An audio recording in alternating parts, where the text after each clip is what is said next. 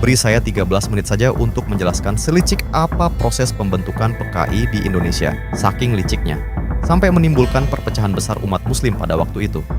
Dan di tengah sejarah kelam partai ini, bagaimana bisa masih ada orang yang justru menganggap beberapa anggota PKI sebagai seorang pahlawan. Proses terbentuknya Partai Komunis Indonesia berawal jauh sebelum kemerdekaan Indonesia, tepatnya pada masa pemerintahan kolonial Hindia Belanda.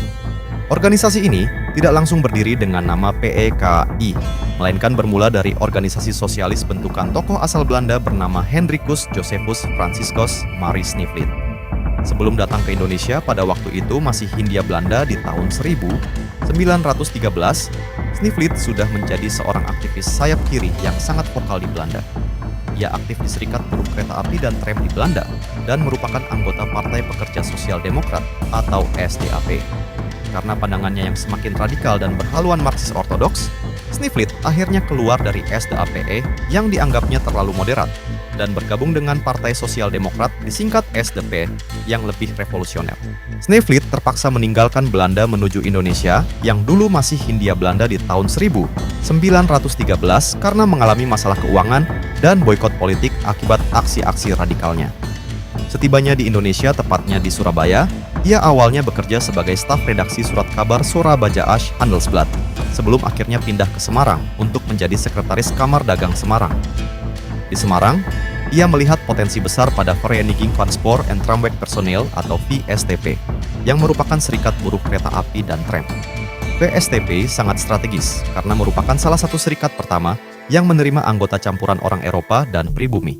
Berbekal pengalamannya sebagai aktivis buruh kereta api di Belanda, Sniflid segera bergabung dan dengan cepat mengubah VSTP menjadi serikat yang radikal dan militan. Dia kemudian mulai menyusun strategi yang bisa dikatakan cerdik menjurus ke licik untuk membentuk embrio Partai Komunis. Sniflid tidak langsung membentuk Partai Komunis Indonesia, melainkan dia membentuk cikal bakal atau embrio dari berdirinya Partai Komunis Indonesia bernama Indische Sociaal-Demokratische Vereniging, disingkat ISDV, atau jika dalam bahasa Indonesia berarti Persatuan Sosial Demokrat Hindia. ISDV merupakan organisasi politik berhaluan Marxis sosialis pertama di Indonesia yang dulu masih Hindia Belanda. ISDV didirikan pada tanggal 9 Mei 1914 di Surabaya oleh Henk Sniflid dan kawan-kawan sosialisnya yang berasal dari Belanda. Tujuan utama organisasi ini adalah untuk membawa dan menyebarkan gagasan-gagasan sosialisme dan Marxisme ke tanah jajahan, serta membangun kesadaran kelas untuk melawan kapitalisme dan imperialisme kolonial Belanda. Pada awal berdirinya, ISDV bukanlah organisasi pergerakan rakyat pribumi. Organisasi ini lebih mirip seperti klub diskusi politik yang beranggotakan sekitar 60 orang Eropa Belanda berhaluan kiri yang tinggal dan bekerja di Hindia Belanda. Mereka berdiskusi menggunakan bahasa Belanda dan membahas teori-teori kelas pekerja Eropa, sehingga gagasan mereka sama sekali tidak menyentuh rakyat Indonesia. Namun di awal berdirinya, organisasi ini menghadapi masalah cukup besar. ISDV pada dasarnya adalah klub debat ekspatriat Eropa sayap kiri. Rapat-rapat mereka sepenuhnya menggunakan bahasa Belanda dan membahas teori-teori Marxis yang sama sekali tidak dipahami oleh rakyat pribumi jelata. Kesadaran bahwa ISDV hanyalah organisasi eksklusif tanpa pijakan massa lokal inilah yang memaksa Sniflid dan kawan-kawannya memutar otak. Daripada susah payah membangun basis massa dari nol, mereka memutuskan untuk menggunakan strategi yang paling cerdik namun licik dengan cara menyelundupkan kader-kadernya ke dalam Sarekat Islam atau ESI yang saat itu sudah memiliki jutaan anggota pribumi. Melalui taktik inilah dua tokoh muda ESI cabang Semarang, Semaun dan Darsono yang terpikat oleh ide-ide radikal revolusioner yang ditawarkan ISDVE. Mereka menganggap pendekatan petinggi Sarekat Islam waktu itu, Djokroaminoto, dan tokoh SI Pusat terlalu kompromistis terhadap pemerintah kolonial Belanda. Keduanya kemudian memutuskan untuk bergabung dengan ISDV. Strategi licik ini sukses besar karena dalam waktu singkat langsung memiliki basis massa muslim pribumi yang cukup besar. Namun, hal itu juga menimbulkan kekhawatiran besar dari pemerintahan kolonial Belanda. Pemerintah kolonial yang merasa terancam akhirnya mengasingkan Sniflid dan tokoh ISDV Belanda lainnya. Setelah ditinggalkan pendiri Belandanya, keanggotaan ISDV berubah menjadi mayoritas pribumi. ISDV kemudian melebur dan mengubah namanya menjadi Perserikatan Komunis di Hindia atau PKH. Semaun diangkat sebagai ketua dan Darsono sebagai wakil ketua. PKH tercatat sebagai partai komunis pertama di Asia yang berafiliasi dengan Komunis Internasional. Kejadian di atas langsung menimbulkan ketegangan di dalam tubuh Sarekat Islam. Ketegangan itu mencapai puncaknya pada Kongres SI ke-6 di Surabaya tanggal Oktober 1921. Tokoh SI Pusat, Haji Agus Salim dan Abdul Muiz, mencetuskan aturan disiplin partai. Aturan ini melarang keras anggota SI merangkap keanggotaan di partai politik lain.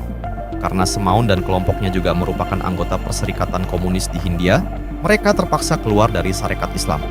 Ketegangan di level elit tingkat pusat ini dengan cepat menyebar ke akar rumput, yang kemudian berubah menjadi perpecahan besar umat Muslim, yang kemudian terakumulasi menjadi konflik-konflik besar. Sarekat Islam pada masa itu bukan sekadar organisasi politik biasa. Bagi jutaan rakyat jelata waktu itu, SI dianggap sebagai gerakan pelindung. Bahkan sering dikaitkan dengan harapan datangnya sang juru selamat yang akan membebaskan mereka dari penderitaan penjajah. Ketika para elit di tingkat pusat pecah, dampaknya langsung menjalar ke kampung-kampung, pabrik, dan pedesaan. Rakyat di tingkat bawah umumnya tidak memahami perdebatan teoritis antara Marxisme dan Pan-Islamisme. Mereka bergabung dengan Sarekat Islam atau SI karena ingin dibela dari penindasan mandor perkebunan, tuan tanah, dan pajak Belanda.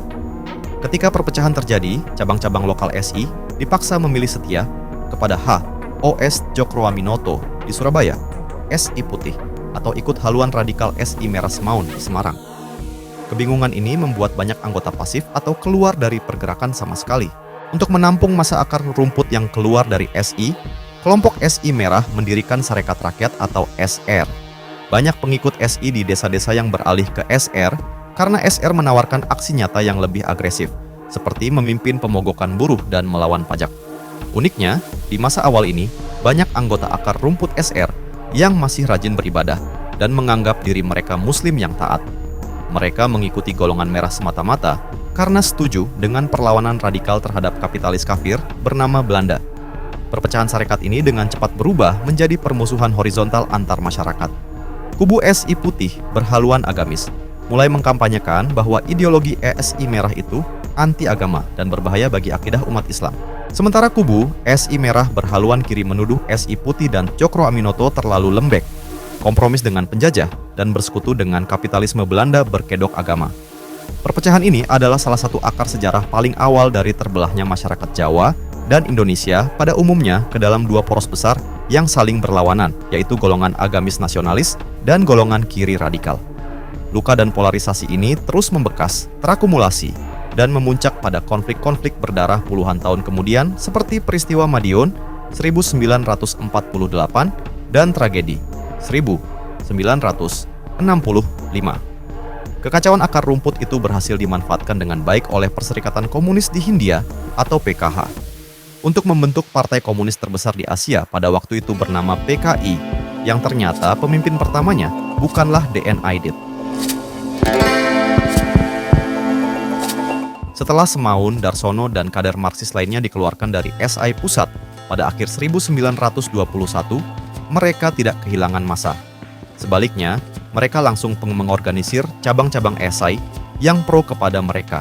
SI Merah menjadi organisasi massa baru bernama Sarekat Rakyat disingkat SR. Pada rentang waktu 1922 hingga awal 1924, SR menyerap puluhan ribu rakyat kecil, buruh tani, dan pekerja pabrik yang kecewa dengan sikap kompromistis Djokroaminoto dan SI Putih. SR menjadi sayap massa yang sangat radikal dan aktif mengorganisir pemogokan. Keberhasilan SR menggalang massa akar rumput inilah yang memberikan kepercayaan diri besar bagi elit partai. Pada masa itu, Perserikatan Komunis di Hindia atau PKH sudah bergabung sebagai seksi resmi dari Komunis Internasional yang berpusat di Moskow. Komintern memberikan instruksi agar partai-partai komunis di negara jajahan mempertegas identitas partai mereka dan memimpin gerakan pembebasan nasional dengan orientasi Marxis-Leninis yang jelas. Ketika Kongres PKH diadakan di Jakarta pada bulan Juni 1924, situasinya sudah sangat berbeda dibandingkan saat SDV baru berdiri. Partai ini tidak lagi didominasi orang Belanda. Tokoh-tokoh seperti Sniflit sudah lama diusir. Kepemimpinan kini dipegang erat oleh tokoh-tokoh radikal pribumi Semaun, Darsono, Alimin, Musso. Dalam kongres ini, Partai Komunis Indonesia atau PKAI secara resmi disahkan dan tercatat sebagai partai komunis terbesar di Asia pada waktu itu. Yang kita sama-sama tahu akhir kisah dari partai ini seperti apa? Namun, di tengah sejarah kelam partai ini, bagaimana bisa masih ada orang yang justru menganggap beberapa anggota PKI sebagai seorang pahlawan?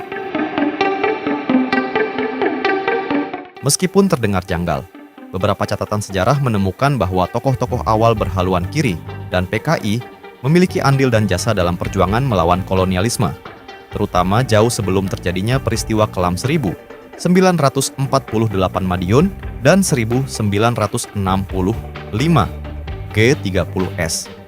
Jauh sebelum militer Indonesia terbentuk, PKI adalah organisasi pertama yang berani melancarkan pemberontakan bersenjata secara massal dan terorganisir melawan pemerintah kolonial Belanda pada tahun 1926 di Jawa, seperti Banten, dan 1927 di Sumatera Barat.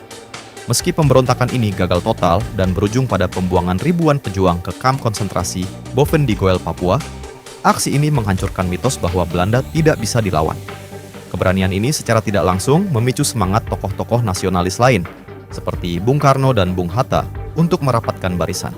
Saat mengubah nama dari PKH menjadi Partai Komunis Indonesia pada tahun 1924, mereka adalah salah satu partai politik paling awal yang secara resmi menggunakan kata Indonesia, yang saat itu masih jarang dipakai secara politis sebagai identitas perlawanan dan pemersatu bangsa, mendahului Sumpah Pemuda 1928. Ketika Jepang masuk menjajah Indonesia, tokoh-tokoh nasionalis seperti Soekarno dan Hatta memilih strategi kooperatif bekerja sama dengan Jepang untuk mempersiapkan kemerdekaan. Di saat yang sama, tokoh-tokoh kiri dan komunis seperti Amir Syarifuddin memilih jalan perlawanan bawah tanah yang sangat berisiko. Mereka mendirikan jaringan antifasis, menyebarkan informasi anti-Jepang, dan menyabotase kepentingan militer Jepang, yang membuat banyak dari mereka ditangkap dan disiksa oleh polisi militer Jepang. Lalu, mengapa jasa-jasa ini sering dilupakan atau dihapus dari ingatan kolektif? Hal ini terjadi karena lintasan sejarah PKAI pasca kemerdekaan. Setelah Indonesia merdeka, PKI justru melakukan manuver yang berhadapan langsung dengan Republik Indonesia itu sendiri. Di saat Indonesia sedang berjuang mempertahankan kemerdekaan dari agresi militer Belanda, PKI justru memberontak di Madiun untuk mendirikan Republik Soviet Indonesia, menusuk dari belakang pemerintah yang sedang kesulitan dan upaya kudeta berdarah yang menewaskan para jenderal Angkatan Darat. Dua peristiwa pengkhianatan terhadap negara inilah yang pada akhirnya menghapus seluruh legitimasi dan catatan jasa mereka di masa lalu dalam narasi sejarah resmi Indonesia.